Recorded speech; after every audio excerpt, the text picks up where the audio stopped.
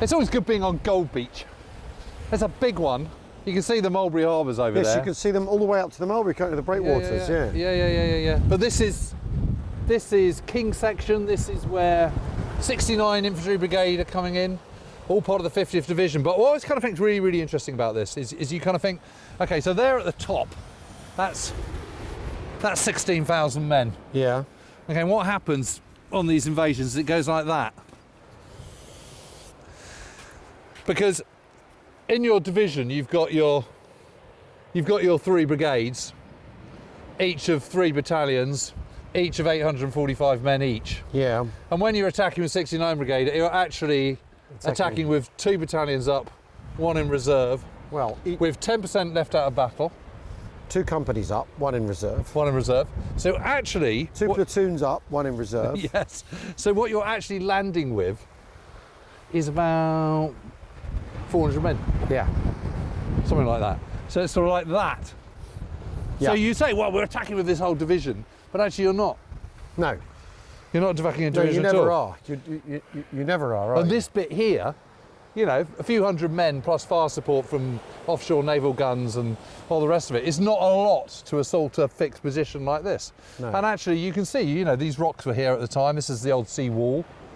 And so they have to blast gaps through it. This is quite a lot to be getting on with here, isn't it? It's quite a lot to be getting on with it. And also those houses mean that you're potentially under enfiladed fire from there, aren't you? Because they're overlooking here. Yes. And from there, Yep. they're looking down the beach, and that's the thing you don't want, being flanked. Yep. As you come in. Going forward's all right, tackling positions in front of you is okay.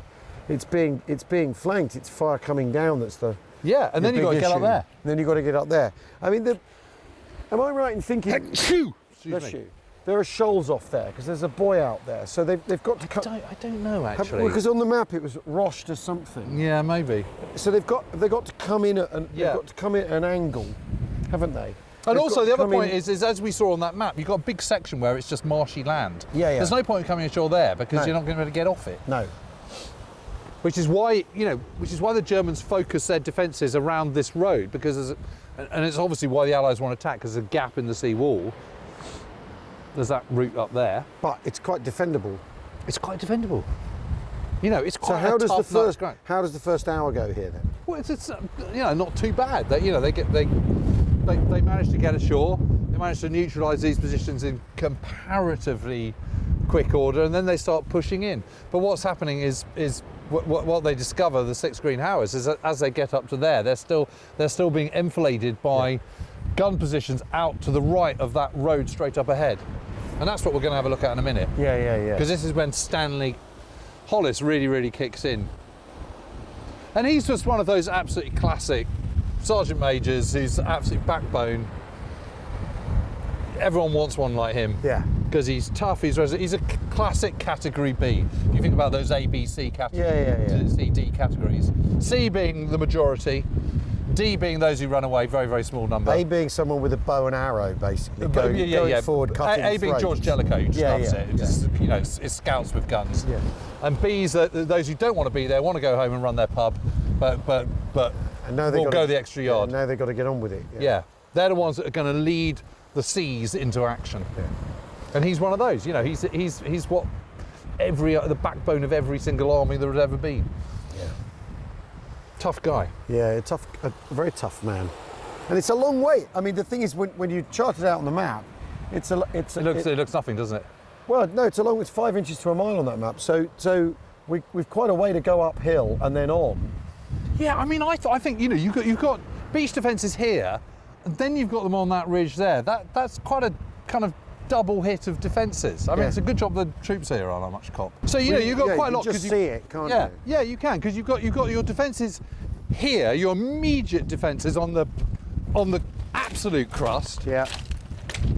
And then you've got this ridge, this climbing ridge, and this road, which they've mined, right?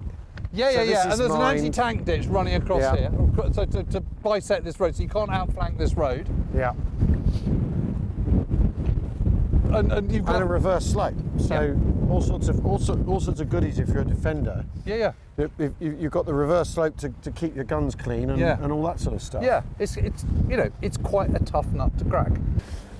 So it takes them about an hour. It takes D Company of the 6th greenhouse about an hour to get up to here. Yeah. Okay, so they've battled across that. The anti-tank ditch. Can you see those light patches? Yeah. Okay, that's the kind of the vestiges of the anti-tank ditch. Yes, so they you get can off the see it beach. in a line, they get up. Yeah, it cuts across like that at an angle, and they get up to here, and he pauses on the other side of that wall. Yeah. Just there on that corner. What, round the corner?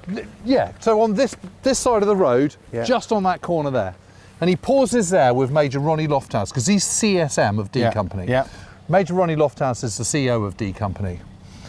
And what they realise is there's a gun position over there. Right. Okay, so this is the lower slopes part of Montfleury. So there's no big guns, this is machine guns, tiny little concrete placements, trench networks, all that kind of stuff. So it's small arms stuff. Yeah. And he thinks, right, I'm going to have to get that. And he says to Major Lofthouse, right, I'm going. I'm off. And then he just goes. He runs. He's sprinting down here. Oh, heavens. Down this road. There's machine gun fire coming. He's just going with his Sten. With his Sten? Yep. He's running up here, and it's literally the other one. He jumps in here where this house is. Yeah. That's where the first one is. Jumps onto the top, grenade out, pin out, in there. Nails the guy. Nails the guy, got an Himmel. Yeah. They come out. He then runs on to the next one. Da-da-da-da-da. Same again. Same again. Catches a lot. Silences the whole of this position. Amazing. Just like that. Amazing. And so all the subsequent follow-up, because 2 platoons up, Yeah. 1 platoon back. Yeah. Everyone else can come up. Yeah. Yeah. Oh, but it's bloody that triangle we were doing on the beach. Yeah. You know, it's 2 platoons of D Company that are leading this attack. Yeah. I mean, so what's that? That's 60 men. Yeah. It's insane, isn't it? Yeah, it is. Absolutely Leading amazing. the charge on whole half of Gold Beach. But when you look back that way and see all the ships. Yeah, I mean, you know, there's not good troops here, so But yeah. they don't know what's hit them. And here's a guy, I mean, the amazing thing is there's people were firing at him and he just, Kept going. hell of bullets, Yeah. missed him Yeah. by moving and zigzagging and firing himself. Yeah. And clearly being into it, which is you see someone coming like that, you probably think, Cometh the hour, cometh the man. yeah, cometh Stanley I Hollis. mean, it's just one of those moments. But the amazing thing about Stanley Hollis is that's part one. Yes, part one of his Victoria Cross. His VC actions. Yeah. Yeah. You know, which frankly could have got it just for that. Yeah. But we have to go on and do his next set. Yeah. Which set you're of- going to love. It's really good up there. It's in Crepon. It's quite a stretch when we look at that map. Yeah. You know, it is. People who say, "Oh, I didn't do very well on D-Day," I think, really? Yeah. It's a hell of a way in. It's a hell of a way in, and it's under all sorts of pressure. Yeah. Yeah. I remember being on the beach 20 years ago, first ever visit to Normandy. We were there on the 6th of June, 2004, with a whole load of veterans of the 6th Green Howards. And one of the guys I was with, Paddy, went up to this veteran and said, "So what, end of D-Day, what happened? Did you sort of pitch camp?" He went, "Pitch camp? No, I didn't bloody pitch camp. We've been on the go all day. We're carrying on go all day and all night." That's it. You know, once you're in it, it's just go, isn't it? Yes.